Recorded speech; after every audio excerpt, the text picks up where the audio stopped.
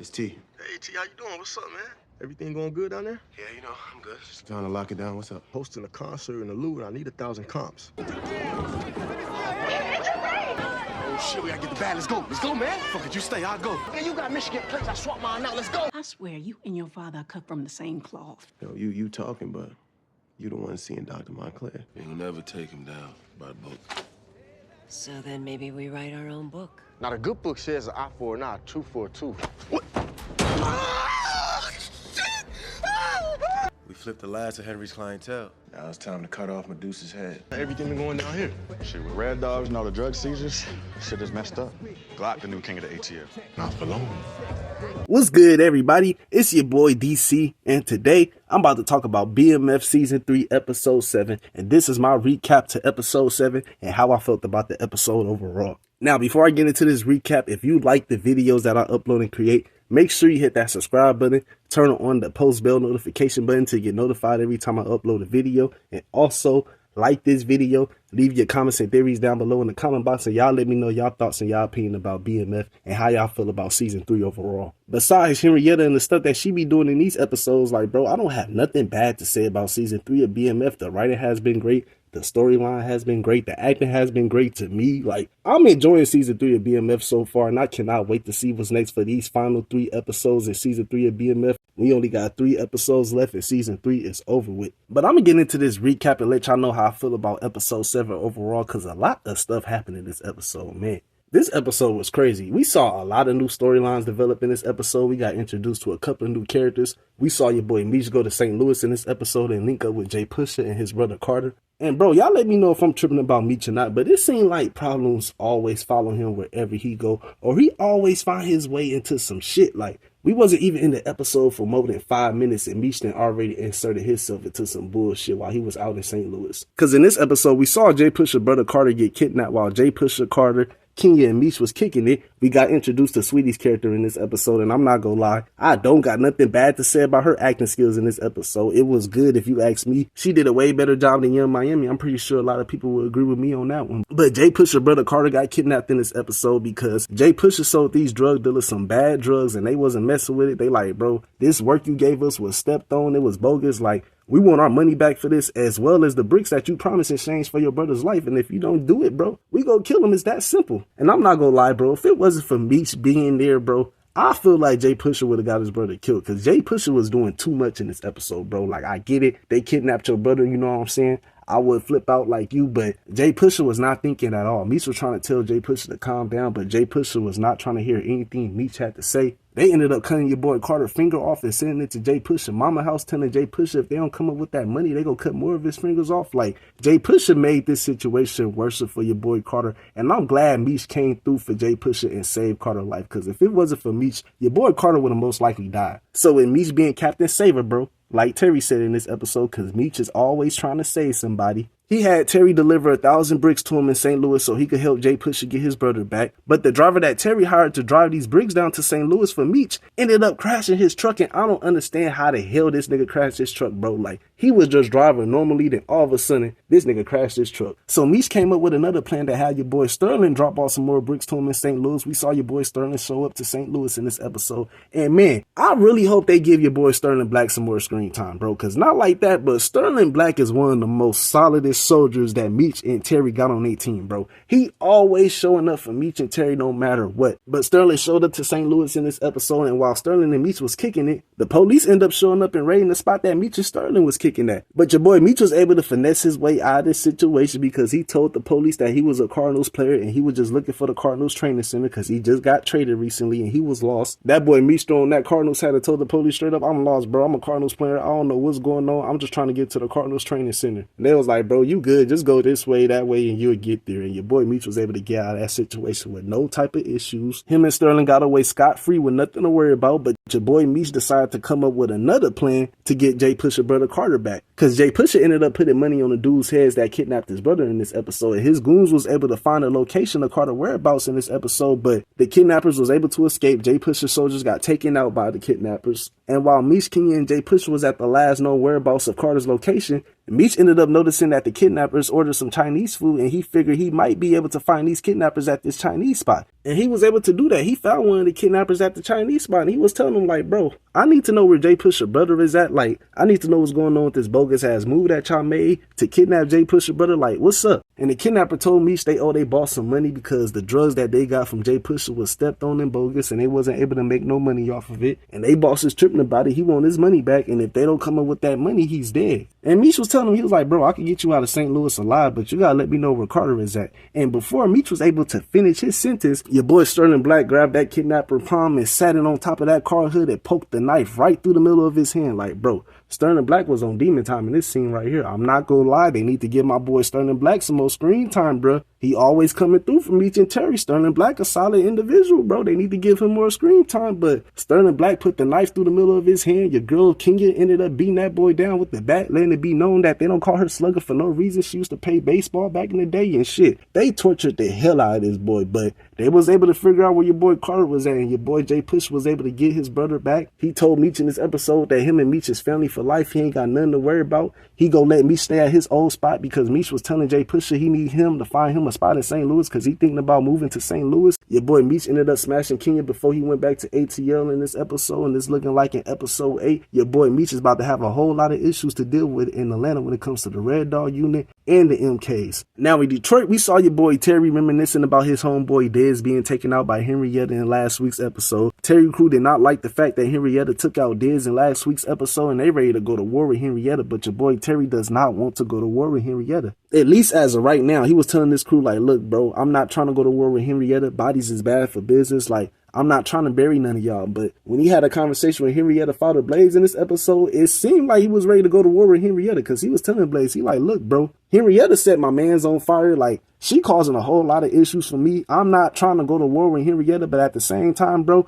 I'm willing to go to war with her if I got to. Like, you need to do something about this. I don't want to have no issues with you because that's your daughter at the end of the day. And me and you is cool, but at the same time, bro, your daughter is causing issues for me. Like, what the hell you gonna do about this? And Blaze was telling Terry, he like, bro, I can't do nothing about this. Like, bro, Henrietta, my daughter, I got morals I gotta stand by. Like, people go feel a type of way if I take out my daughter. Like, I can't do that. And I understand Blaze's perspective. Like, you know what I'm saying? Family first over everything. But bro, your daughter is crazy as hell. Like, you need to do something about her ass. She out here wilding the fuck out. Like, come on now, Blaze. She setting niggas on fire with flamethrowers. Like, come on now, Blaze. You gotta do something about this. But it seemed like your boy Terry is ready to go to war with Henrietta. We saw him make a move in this episode to undercut Henrietta to get Henrietta crew to start working for him. Like, your boy Terry was making moves in this episode. He ready to take Henrietta out. And I don't know, man. I don't know how this situation is about to play out with Henrietta, Terry, Blaze, and Detective Brian. But eventually, at some point, bro, Henrietta gonna have to get neutralized before season 3 is over with. Because Terry ain't the only person she gotta worry about. She gotta worry about your girl Detective Jen as well. Because your girl Detective Jen has decided to go undercover in this episode. And look here, bro, y'all might call me crazy for this, but your girl Detective Jen was looking good in that blonde wig. I ain't go front. She was looking good now. Your girl Detective Jen was looking real good in that blonde wig in this episode. I'm just saying, don't kill me in the comment box, but your girl Detective Jen decided to go undercover in this episode with the help of Lenny Edwards.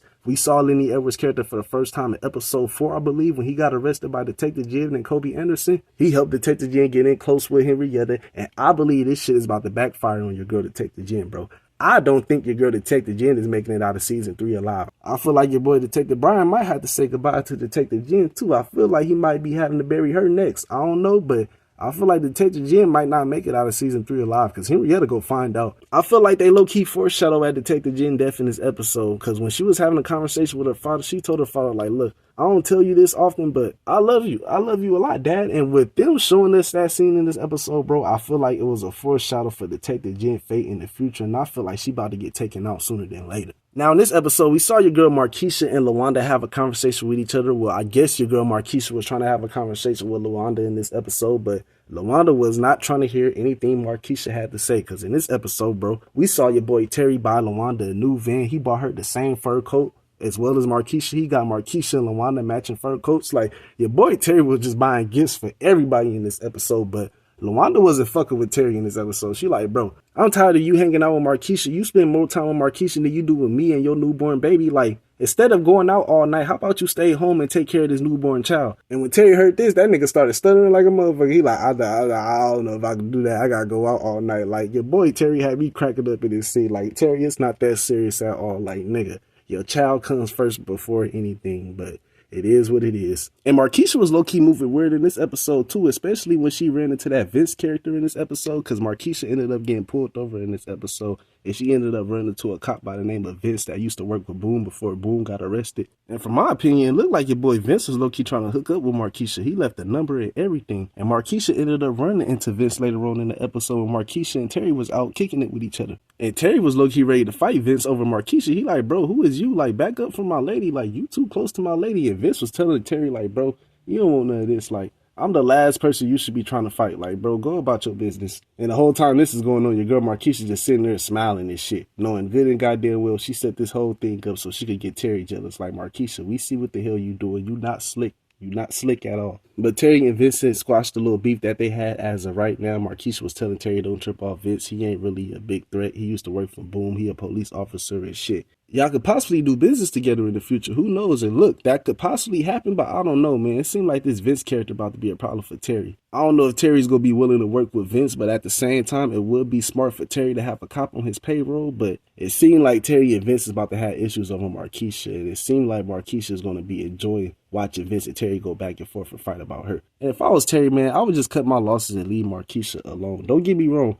Markeisha do be giving Terry game and some good advice about the stuff he got going on. But at the same time, bro, Markeisha a gold digger and she's only with Terry for the money at the end of the day. So if I was Terry, I would just cut my losses and leave Markeisha alone and stop kicking it with her. Lucille was telling Terry in this episode too, she like, bro, you need to stop hanging out with that old lady and focus on your child. Like, Markeisha not family. I don't understand why you taking her so serious like she is family. And Terry had the reverse Uno card in his back pocket. He like, I know you ain't talking, mama. Like, I love you, but Nicole been telling me about you and Dr. Maurice kicking it with each other. Like, you been spending time with him lately and he ain't family. Like, what you trying to say? Like, you can't sit here and talk about me saying me and my daddy is just alike when you doing the same stuff that we doing. And Lucille couldn't say nothing about this. She looked at Terry like, boy, you need to mind your business. Stay out of my goddamn business. And this scene had me cracking the fuck up because Terry was not lying. Like, Mama Lucille is out here moving like Charles and Terry, because shit, we saw a glimpse of that in this episode. We saw her and Dr. Maurice kissing, making out in this episode, whatever you want to call it. Your girl Mama Lucille and Maurice was enjoying each other's quality time in this episode. Your boy Charles was pissed off at the stuff your boy Maurice was doing in this episode because your boy Maurice sent some flowers to his house in this episode for your girl Lucille. And I'm not gonna lie,